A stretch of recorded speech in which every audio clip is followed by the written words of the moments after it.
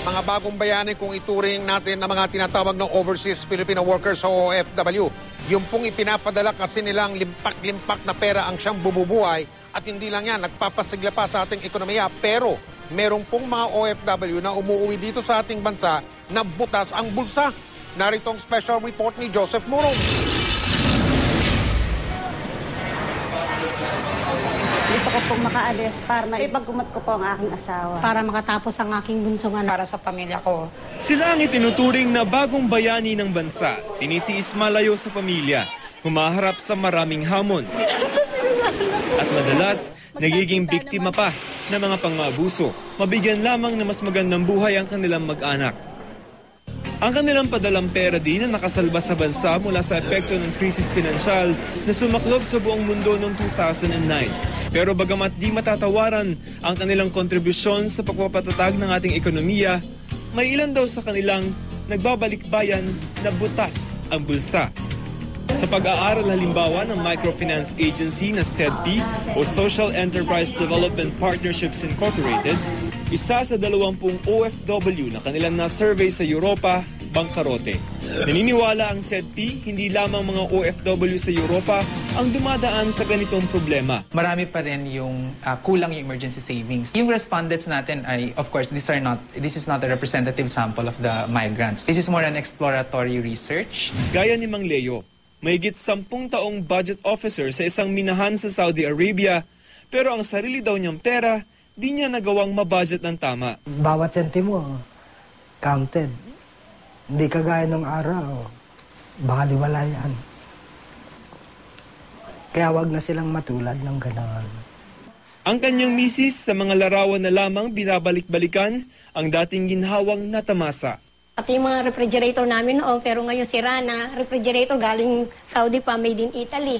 Bukod sa bahay, sasakyan at pagpapaaral ng mga anak, isa sa malalaking pinagkakagastusan daw ng mga OFW ang pagpapaganda sa bahay at pagpapundar ng appliances at gadgets. Ang pinakasikat na liquid asset ay cash. No? Ibig sabihin, liquid siya, madali siyang magamit, madali siyang magastos. The reason why nababankrupt yung ating mga OFWs is because of you were not able to handle their debt properly.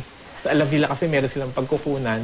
Minsan kahit hindi na nila kailangan, they tend to borrow. Ang dapat daw ginagawa ng mga OFW sa tuwing kikita, ibawas muna agad ang target na savings sa agastahin ang natitirang pera. Very important yung gumagawa ng budget and to stick to your budget. Ang lahat ng umaalis na OFW dumadaan naman sa financial literacy training ng Overseas Workers Welfare Administration o OWA. Yun nga lamang, hindi natin masabing lahat ay nabibigyan natin ng orientasyon. But for as long as they go through the legal recruitment procedures, then they will undergo pre-departure orientation sa nila. Meron po siyang few minutes allotted for financial literacy.